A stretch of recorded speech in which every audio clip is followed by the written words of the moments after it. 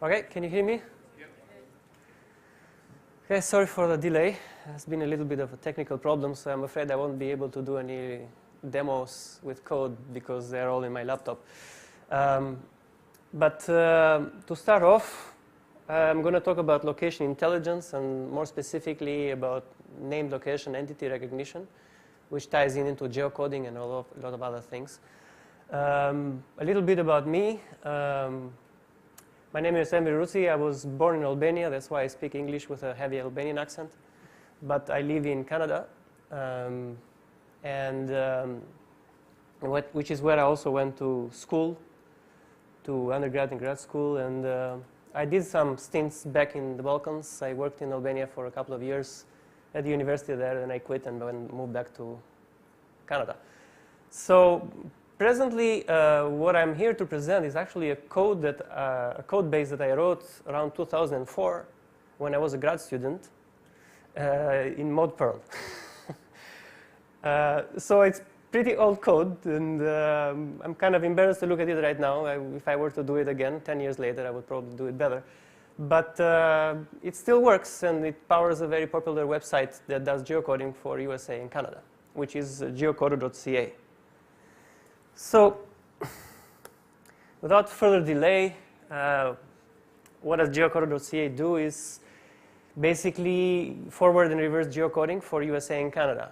And my goal is to geocode any kind of location entity. And by location entity, I also mean IP addresses, street addresses, intersections, landmarks, anything that has a geographic scope. So I've been trying to upload it to CPAN, but I don't have a CPAN ID yet. Like I said, I'm not really a Perl coder. I write Perl from time to time, and this is an old code I wrote some time ago, and some people apparently have used to it, so if somebody can help me get a CPAN ID, and I will upload it on CPAN. But in the meantime, in the end, you'll see a link that you can download the source as well. So geocoder.ca has been around since 2005, but I wrote it in 2004 when I was writing my thesis, basically, and the main goal was to build a geocoding engine for my own research.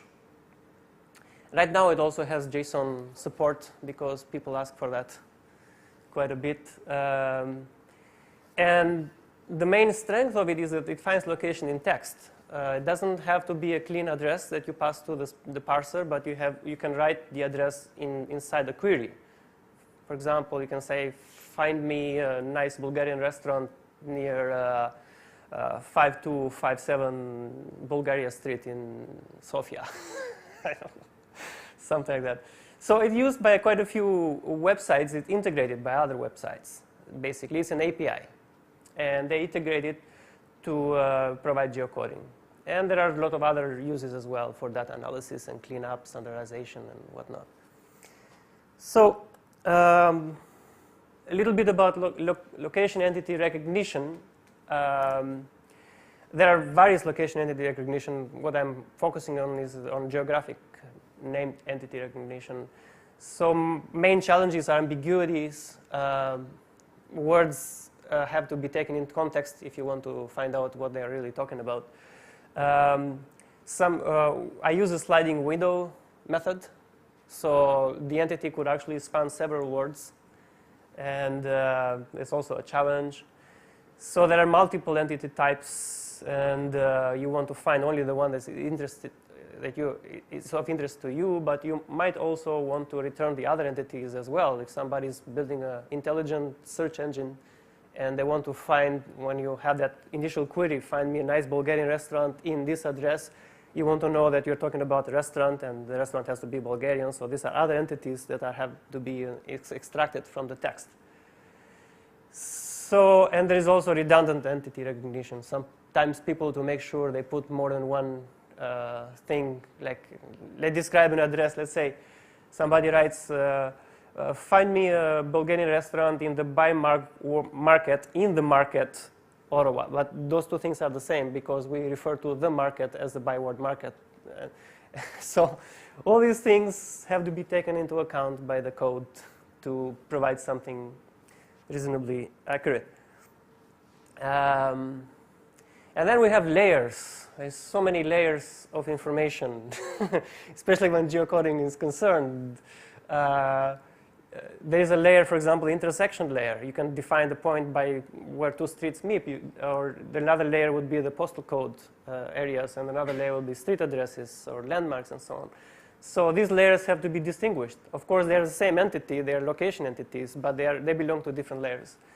So you try to, the information you actually want for the particular query is not exactly all of that. You want to find the one that is most likely to give you a good response. So that's all. As humans, we try to emulate with software what humans do. Like, if I were there as a human responding 10,000 queries per second to you, I would probably use my intuition to find a better answer than a computer. So I can tell you a lot with a little of information. You just say something about what you're looking for, and I can tell you everything I know about that. And in the software, that's the opposite of that. Like, I need a lot of information so I can figure out a little of what you are. So a lot of information actually stored in the system, but the query is actually just one question. So I don't know. I've been talking very fast, and probably my accent is still not fine-tuned. And do you really know what I'm talking about up to this point? Okay, so to move on, there's millions of websites right now that do this kind of thing.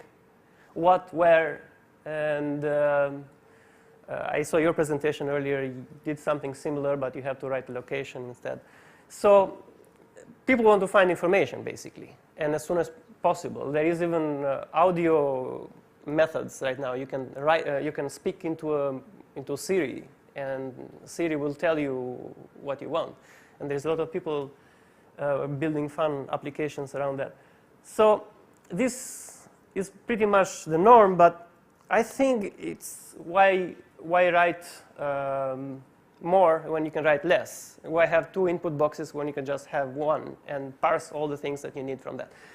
So I can't do a live demo here, but I have some screenshots luckily, and the live demo pretty much look like this. The live demo intention was just to write other things as well. So basically, you type in, I need to find 4 near Somerset and Bronson in Ottawa. And the response is that I don't have a map view, but if you see on the map, these are actually exactly there, because you're looking for 4, and it gives you those locations. Now you change the query, you just remove one word. Like, instead, in is gone. So you see, in is redundant. It doesn't have to be there, but the parsing software ignores it in the previous round. And here is another one. You got another word out, and is also, well, Somerset and Bronson, and this one, for Somerset, Bronson. Like, near is gone. And then the next one, Somerset, Bronson, Ottawa. These are the only things that actually matter in the parsing aspect. You can write other stuff as well, like a very nice for Somerset, Bronson, in the Ottawa, the capital of Canada, etc., where so-and-so was born. But it'll still give you that. It doesn't matter what else you add there, because the recognition engine knows that these are the important entities. The rest is not important. Now, if you remove something else now, you say for Bronson, Ottawa, this changes everything, right? So you can see even the results are different, somewhat different, but similar, because you have mentioned a street name, that's Bronson Street, but you don't mention the other street name, that is Somerset. These are two streets that intersect. So it gets more interesting, and then you remove that, and then you get this. At this point, you have very few information, and it's only looking for 4 in Ottawa. If you remove anything more, then it becomes too general. So basically, that's all it does. I have a question. Go ahead. There is always the Spring Roll House Cafe, which doesn't have faux in the name. Oh, wait. One of the results doesn't include faux in the name, the Spring Roll House Cafe. Yeah. How does it get there? The reason is because the category of that is misrepresented. And see, this data has been crawled, what do you call that? Scraped from other websites. And some of this information is bad in the database. I don't show the category there, but category is, they has for, and there's a menu in the for. So it doesn't look just on the name. There's a whole bunch of data. Oh, 5 minutes. OK, let's go. So why can't we just use Google? If you use Google, you get this pizza place at the first result, which is completely not what you're looking for. And you did find Saigo and Boy, which was in the first one. And then you have some other things that are irrelevant. Or Bing would probably give you the same. I guess pizza is a very popular item. That's why they returned that. So yeah, they don't really know what they're talking about. Although Google search, site search is supposed to be very smart, it's not as smart as if you do it yourself and you do it right. So it's fun to create your own Google with a few lines of code, about 40,000 of them. And they're pretty, it's pretty old code. I don't know what you define a few. So basically, this is what happens behind the scenes. Geocoder gives you this output when you enter that long string. And in this output, you parse out the locations, you remove them, and you parse the other entities and give the response. So these are the to-do list. Other countries, that's where I'm here. If you want to grab this code and adapt it to Bulgaria or some other country, you're more than welcome to do so. There's a long list of them. I just have 5 there, routing, planning, whatever. Spelling is another problem. I guess if you go here, I think it works. Wait, no. That is a hyperlink. So if you click on that, you can go to the source code. And, oh, wait, wrong way. That's my email address. And that's it. How did I do for time? Good? You're good. You've got some time for some questions. Yes, OK. How many? 4 minutes. All right, questions? No. Oh, sorry. I thought that was a question. So how do you recognize which words in the query are actually interesting and which ones aren't? Do you use the existing database of things there, or do you do something else with language? The most interesting part of this program, which is a very old program, is an algorithm I developed back in 2004 called the beanbag.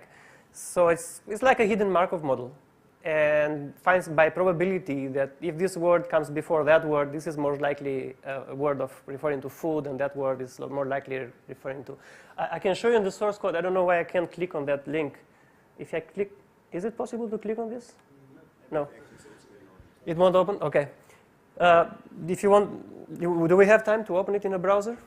To go through the code? The best thing would be, is that link linked from the talk page on ACT? Yeah, so just go to the talk page, like search for beanbag. I wish I could explain it to you here, but it's quite long and it takes some time.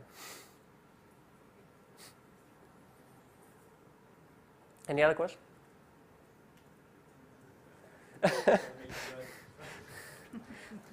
The other side of the room. You said you return also other information. In the XML, it's only location information. Yeah. You can also return like the fact that it's a restaurant. Yeah, exactly. Like the engine, the location entity engine, is also used within the other website, that is foodpages.ca.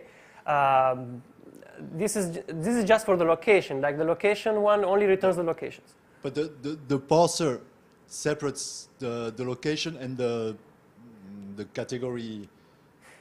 Well, this is what happens. Like once the query comes back from geocoder, I remove the location entities, and then I feed it to a second location entity recognition software, which returns the other entities. OK, thank you. Time for one more question.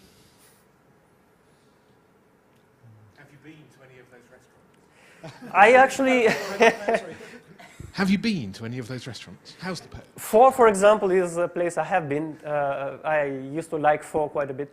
Yeah, I used to go to a restaurant more before than now. Now I also cook at home, try to save money, but yeah. Thank you. Thank you.